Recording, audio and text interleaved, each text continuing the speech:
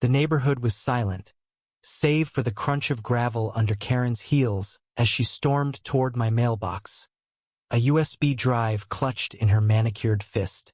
She didn't see me watching from my porch, heart pounding, as she smashed the drive against the curb, shards scattering like her unraveling lies.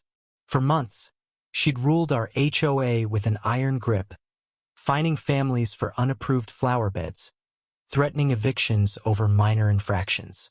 But I'd caught her red-handed, siphoning HOA funds into her personal account. The USB held proof bank records, emails, everything.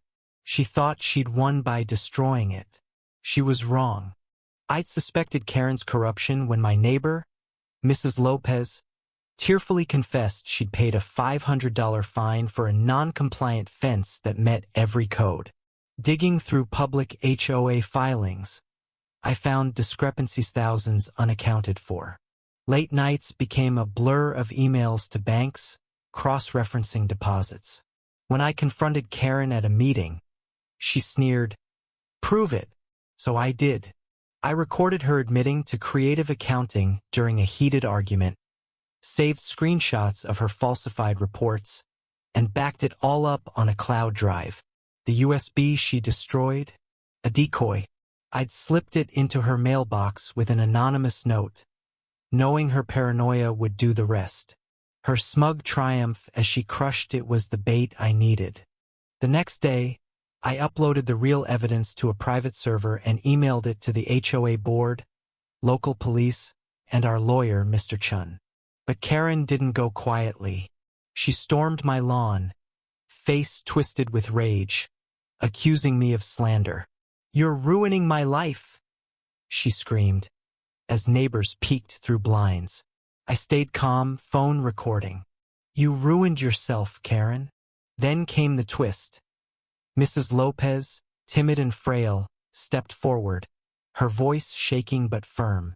She'd found a deleted email on Karen's old HOA laptop, proving Karen had forged signatures to approve her own bonuses. The crowd gasped.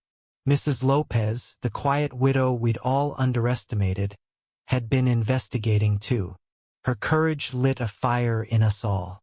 Karen's desperation peaked at the emergency HOA meeting.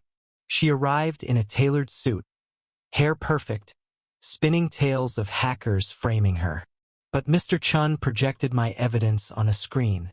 Her bank records, the recording, Mrs. Lopez's email. Karen's composure cracked. She lunged for the projector, shouting, "This is fake!" Neighbors booed. Police officers, tipped off by my report, entered the room. They cuffed her as she wailed about injustice, charging her with embezzlement and obstruction of justice for destroying the USB. Her husband, silent in the back, walked out alone. The room erupted in cheers, but I felt a pang of pity until I remembered the families she'd bullied. Karen's fall reshaped our community. We elected Mrs. Lopez as interim HOA president, her kindness a balm after Karen's reign. Families rebuilt, free from fear of fines. I framed the decoy USB's shattered case as a reminder. Truth outlasts lies. At Karen's trial, she pleaded guilty, her arrogance gone, sentenced to 3 years and ordered to repay $47,000. Neighbors hugged outside the courthouse, some crying. Mrs. Lopez squeezed my hand. "We did this together," she whispered.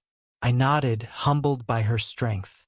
Our victory wasn't just Karen's defeat, it was proof that standing up, even when it's hard, can change everything. Looking back, I wonder if Karen ever regretted her choices. She thought power meant control, but real power is in community, in courage, in truth. We reclaimed our neighborhood, not with vengeance, but with justice. Now, I pass that challenge to you. When you see wrong, will you stay silent or speak up? Share your thoughts, what's right or wrong in this story. Your voice matters.